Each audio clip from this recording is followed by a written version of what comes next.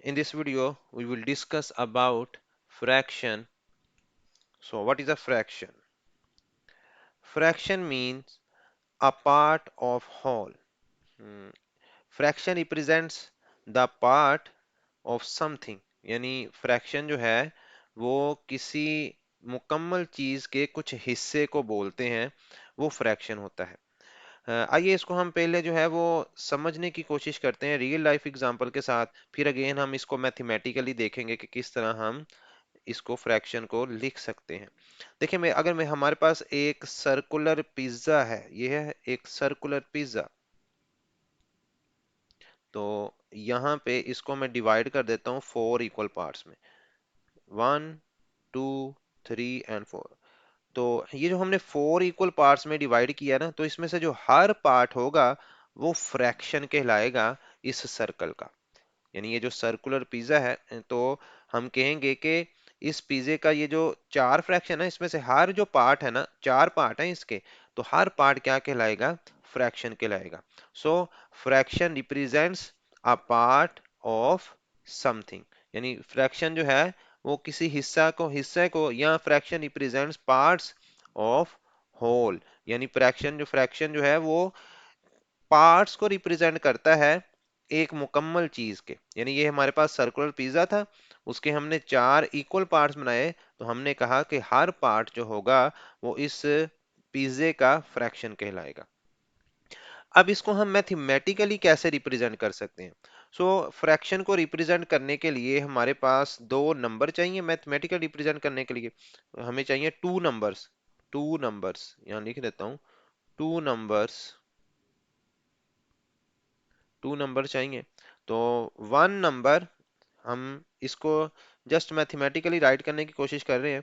1 number is eight top, is on the top.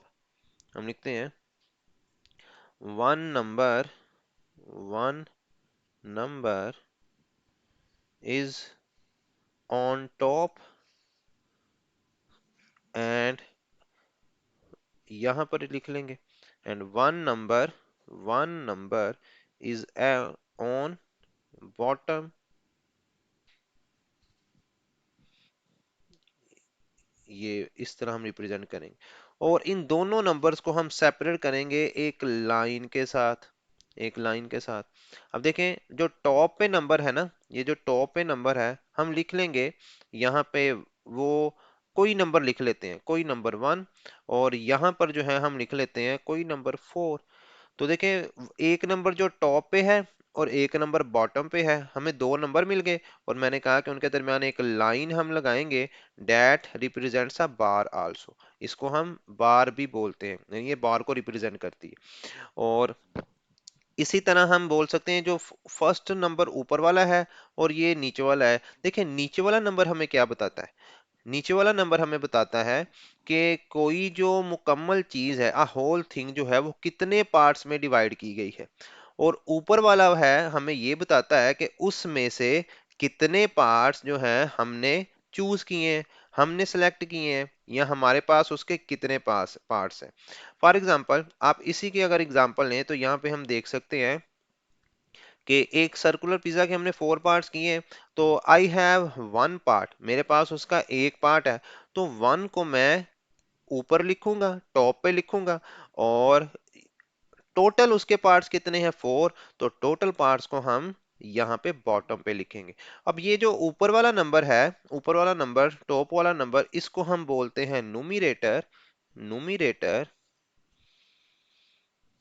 और ये वाला जो नंबर है, इसको हम बोलते हैं डिनोमिनेटर,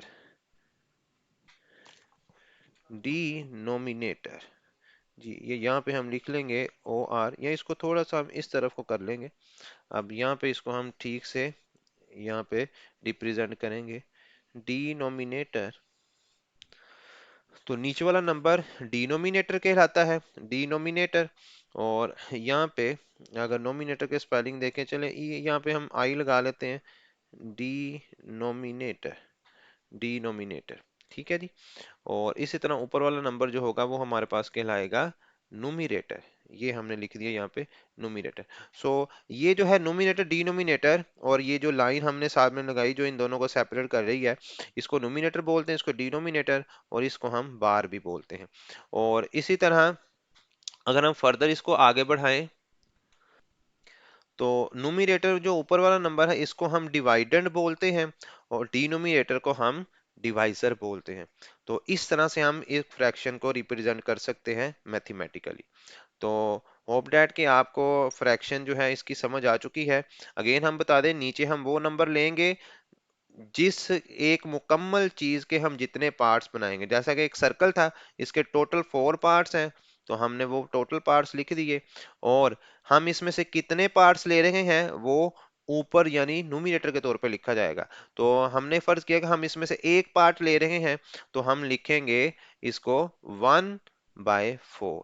तो ये फ्रैक्शन को रिप्रेजेंट करेगा। तो इसी तरह हम एक और एग्जांपल डिस्कस कर लेते हैं फ्रैक्शन की। तो फ्रैक्शन को हम जो है वो इन टर्म्स ऑफ वेरिएबल भी लिख सकते हैं। यानी हम यहाँ पे लिख सकते हैं, एक फ्रैक्शन लिखते हैं x² + 2 ओवर x - 2। तो so this is another example of fraction. इसमें भी देखें, हम एक हमारे पास नंबर टॉप पे है, एक बॉटम पे है, और इन दोनों को हमने सेपरेट किया है एक लाइन के जरिए। ठीक है, अ लाइन बिटवीन देम। अब यहाँ पे हम देखें, ये अगर यहाँ पे देखें x है ना, x यहाँ पर, तो x की वैल्यू जो है हम यहाँ पर कोई भी यहाँ पे ले सकते हैं, और लेकिन 2 वैल्यू ना हो। यहाँ पे हम x की वैल्यू फर्ज करें, अगर यहाँ पे अगर 1 ले रहे हैं, तो अगेन हमारे पास जो है वो एक कांस्टेंट वैल्यू आएगी।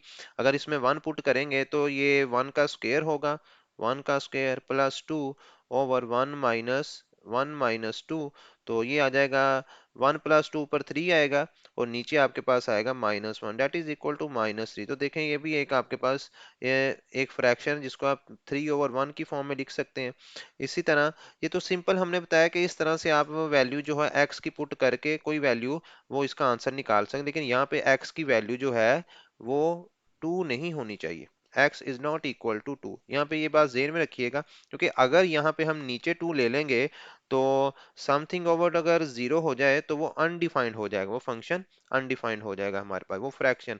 तो इस तरह से हम वेरिएबल की फॉर्म में भी फ्रैक्शन जो है वो लिख सकते हैं। तो this is another example of fraction. ये एग्जांपल है जो हमने डिस्कस की है फ्रैक्शन की।